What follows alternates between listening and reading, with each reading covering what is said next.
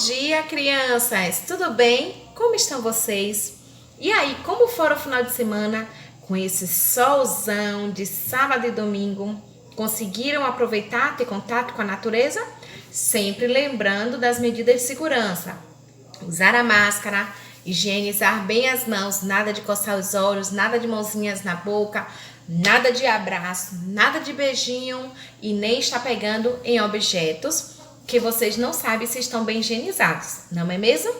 Bom, eu tive um final de semana bem bacana, graças a Deus, com minha família, com paz e saúde, não é mesmo?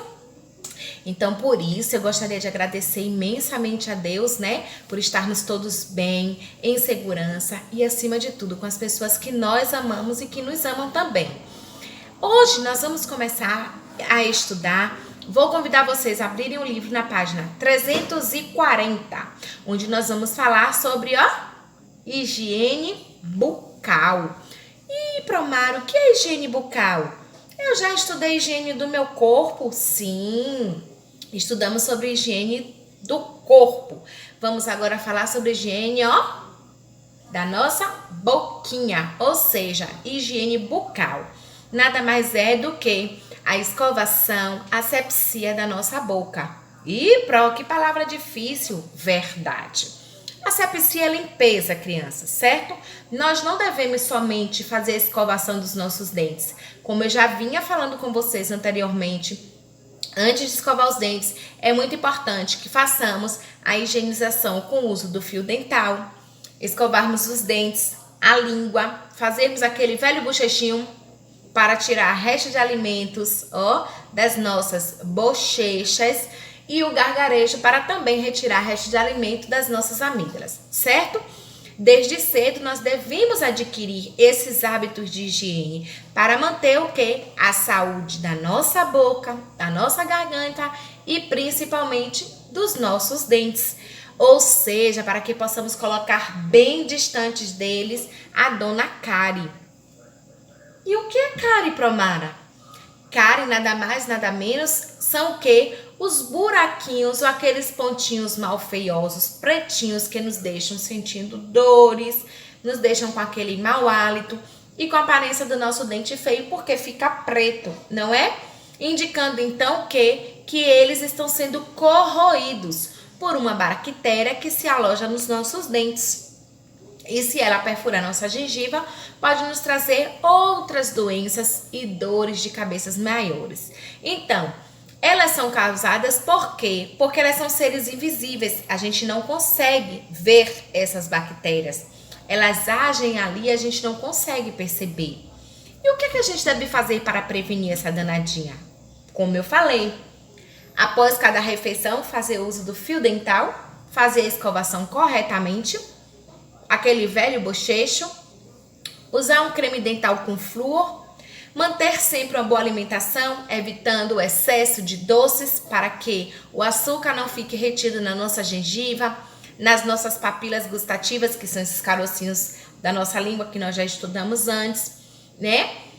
E comer esses alimentos que são doces, que contêm um número maior de açúcar, com moderação, e sempre que fizermos a ingestão desses alimentos, escovarmos bem os nossos dentes, além de visitar periodicamente os dentistas, que são os profissionais que estudam e estão bem capacitados para cuidar melhor da nossa boquinha.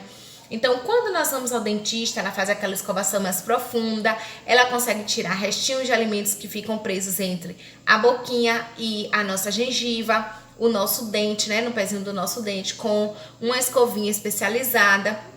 Logo depois disso, ela faz a aplicação do flúor. O que é o flúor? É tipo um xaropezinho, um gelzinho que passa, que ele fortalece os nossos dentes e afasta dali as danadas das cáries, certo?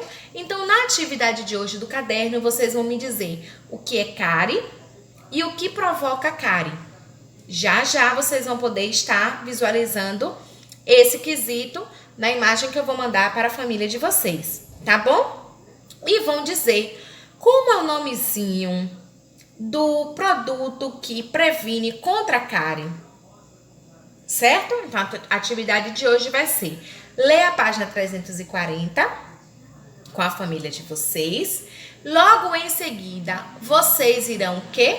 Responder esses 3 quesitos, ok?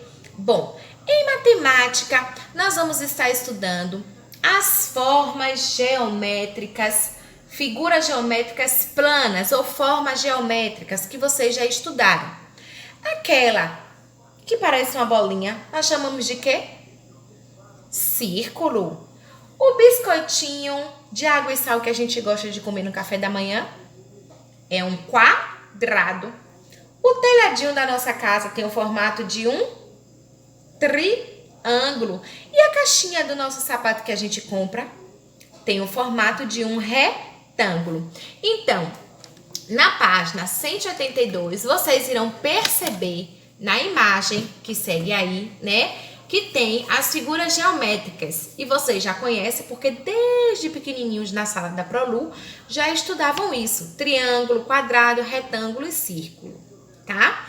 Então, vocês vão perceber que no livro de vocês tem uma imagem de um parque de diversões. E nesse parque de diversões tem muitas figuras geométricas espalhadas. Vocês irão observar com atenção, irão identificá-las, irão nomeá-las. Na atividade da página 182, vocês irão responder também com a família de vocês, né? Tem lá pedindo para vocês circularem as figuras geométricas que lembram a forma de cada objeto. Então, vão aí 4 objetos do dia a dia da gente. Uma placa, um relógio, a roda de um carro e um classificador. E vocês vão ter que adivinhar o nome delas, além de também o quê? Identificá-las. Qual será a figura geométrica que nos faz lembrar uma roda? Qual é a figura geométrica que nos faz lembrar um classificador? E qual é a figura geométrica que nos faz lembrar uma placa de sinalização? Então, vocês irão identificar e só vão responder hoje o primeiro quesito, tá bom? Não esqueçam, a atividade de matemática hoje só vai responder, ó, número 1. Belezinha? Vamos agora revisar um pouco palavras com si e si. Lembrando que o si, quando ele está entre vogais, ele tem som de que letrinha? Da letrinha Z. Para o si, que está entre 2 vogais, ter o som fraco de si, é preciso o quê? Usarmos os irmãos gêmeos, que são 2 sis. E o si, no início de palavra, vocês já sabem que ele tem um som fraco de si mesmo. Então, vamos lá para a lousa? Vamos lá com a Promara?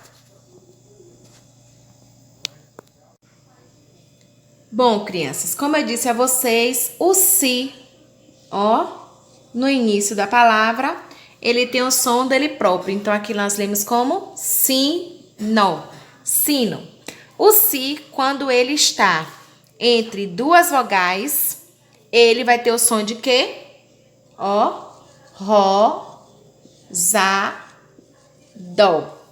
Entre 2 vogais, ele vai ter o som aqui de quê? Da letrinha Z. Então, vejam, ó, ró, zá, dó. Rosado. Para que possamos pronunciar o si junto de 2 vogais com o som de si, o que é que nós temos que fazer? Temos que empregar 2 si. Então, eu tenho aqui os, su, dó. O que é que eu formei? Formei a palavra osso-dó. Vejam que quando temos 2 sis, ó, ele sai o som de um si só, certo? E o que eu quero que vocês hoje saiam lembrando é que quando temos palavrinhas com 2 sis e precisamos separar as sílabas, na separação de sílabas temos que separar os 2 sis. Apesar de serem irmãos gêmeos, eles brigam muito. Então, como é que nós vamos separar? Eu vou separar vas, sou e logo em seguida ra. Então, aí eu pude fazer a separação de sílaba. Vassoura. Eu tenho a palavra passado.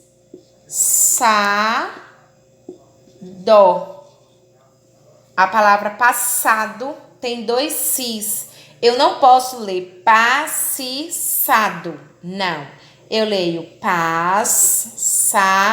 dó. Lembrando sempre para vocês que as sílabas, elas são compostas de 2 ou 3 letras e cada uma dessas sílabas tem que ser emitida o som de todas as letras. Temos sílabas também com 4 letrinhas, mas isso nós vamos deixar para lá um pouquinho mais para frente, que é quando os assuntos vão estar um pouquinho mais difíceis do que já estão, certo? Eu tenho a palavra aqui, ó. Assobio.